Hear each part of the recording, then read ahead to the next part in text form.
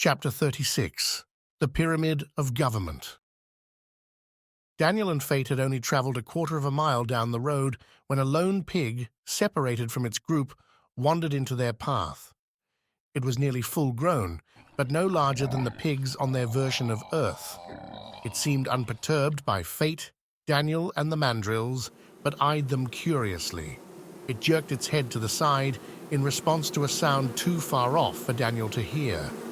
Before it could dart back into the undergrowth, it was covered by a massive swarm of insects. There were so many that none of the pig's pink skin was visible under the translucent wings and grey bodies of the bugs. Daniel and Fate stopped in mid-stride. Daniel turned to see what the mandrills thought of this, but they were gone, disappeared silently back into the jungle. He turned back to the spectacle of the pig. It was on its side, writhing on the ground, but making no sound. "Are those—" Daniel began, but Fate finished for him. "Giant mosquitoes," he whispered. They were the size of hummingbirds. The pig gave out a final squeal and went limp. The mosquitoes finally had their fill after draining the pig and slowly rose back into the air with their heavy cargo of blood. "Daniel!" shouted Fate in a panic. "Untwist! Hurry!" The swarm picked up speed as it came their way. Daniel crouched and turned twice. Fate dropped and rolled once. As they stood, the swarm hovered around them in a deafening buzz. They seemed confused, but not enough to leave. "What do we do?" shouted Daniel frantically. Fate patted several pockets trying to think of some strategy, but before he could, another swarm of giant insects, this time dragonflies, poured out of the jungle, flying single file like a bright green line painted across the sky. They were almost the size of hawks and circled the fog of mosquitoes before diving at them all at once. Many found a meal, and those that didn't chased the remainder into the trees. When the buzzing had finally faded, Daniel stood from his defensive crouch and began taking notes. "Is there anything of normal size here?" said Fate, exasperated. Daniel was making a sketch of one of the insects. The pig was normal, he pointed out, and looked up from his notebook. "Do you hear that?" Another buzzing sound was now loud enough for Fate to hear. "They're coming back!" The cloud of insects approached from high above the trees. "Wait, those are—" Fate couldn't finish his thought before the swarm of normal-sized honeybees had covered both of them from head to foot. They stood completely still. The bees weren't stinging yet, but they could at any time. Fate parted his lips carefully, hoping the ones on his face wouldn't venture into his open mouth. "I know what to do with these," he said, and spat before continuing. "We need to retwist. They're just curious, but do it slowly." Daniel cautiously began a turn, and Fate started to drop to the ground, but thought better of it, and instead completed a turn while standing. After 3 turns each, the spell was broken, and the bees took off again. They formed a cloud above Daniel and Fate before rushing off down the trail. "There, you see," said Fate proudly. "Just need to know these things. That little nugget of wisdom cost me a week in hospital, and hospitals in those days, well, let's just say not many people left through the front door." Daniel was still as frozen as a statue. "What's the matter?" asked Fate. Daniel looked at him wide-eyed. I'm allergic to bee stings. One sting could have killed me." Fate placed his hands on Daniel's shoulders. "Well, you're all right now. Just take a few deep breaths. Anyway, that was before your recent status. It would be very bad luck indeed to get stung now, so you can relax. All right?" They resumed their trek down the road, and the mandrills soon rejoined them.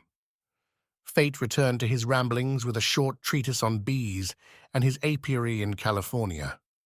After 2 more miles, the lush green on either side fell away, revealing a vast field of grapevines that stretched off in both directions beside the road. The pungent odor of fruit, both ripe and rotten, struck Daniel, and he realized he had never seen this much fruit in one place. "You know what this means," said Fate, almost giddy with excitement. "That there's wine?" said Daniel cautiously. "There is most definitely wine," shouted Fate, and prodded Daniel, who had begun to sketch the scene.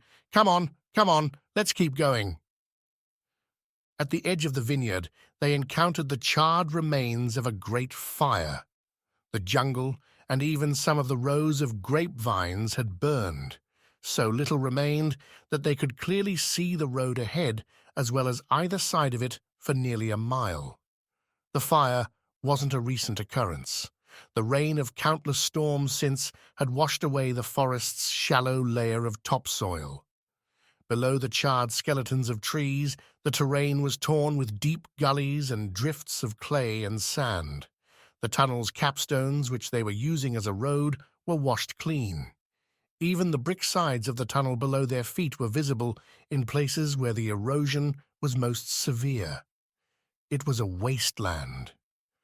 The only sound in this black forest of death was from the crows, who seemed to enjoy the devastation. "What happened here?" wondered Daniel aloud. He stopped to take notes. The four mandrills had ventured ahead of Daniel and Fate, but as soon as they were exposed to the open blue sky, they crouched and ran, spears at the ready, scanning the sky for eagles. Fate noticed this and pulled Daniel forward. "Perhaps we should keep up. Remember the deer." Daniel looked up from his notes at the mention of the deer and quickly pocketed his notebook. The mandrills weren't moving very fast, and they caught up with them at the top of a slight hill. Their destination was now clear. Daniel did his best to sketch and walk at the same time.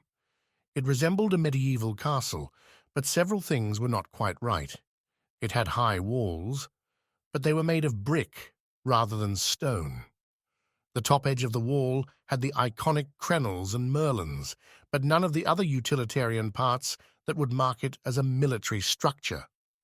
The strangest part was only evident when they got closer. The mandrills hurried inside through the open gate, while Daniel and Fate studied the odd wooden planks stretched out from it.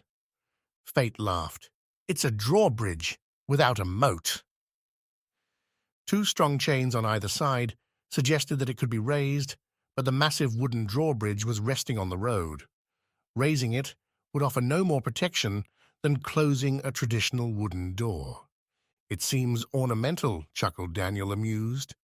"In fact, the whole thing is more like a storybook castle than a real one. Look."